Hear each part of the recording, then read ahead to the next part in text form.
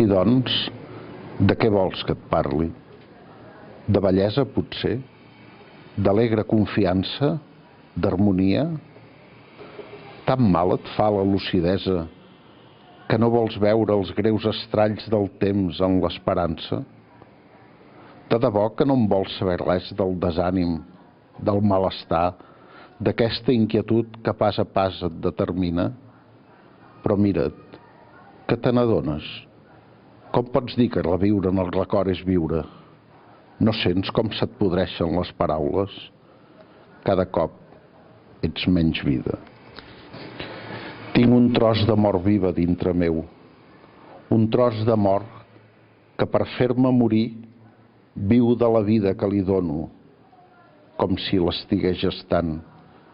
Espero que me'l puguin extirpar, que me'l puguin matar sense morir-hi jo, que em puguin arrencar d'arrel la mica de mort viva que no sóc, que no vull ser.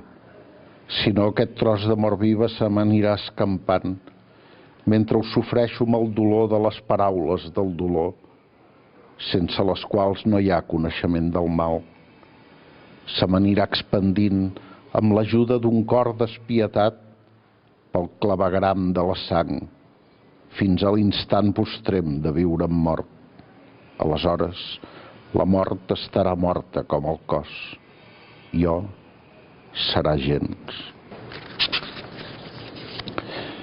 Gastada l'esperança i tots els seus sinònims, que em mantenien viu en el miratge, ja massa tard per esperar la pietat dels eufemismes que em camuflaven la imminència de la decrepitud i la vellesa.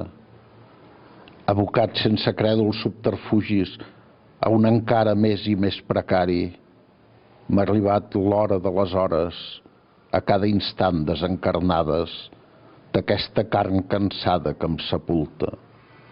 L'hora de l'aspre aprenentatge, fins ara diferit per l'ànsia mateixa de la vida, de viure sense sempre.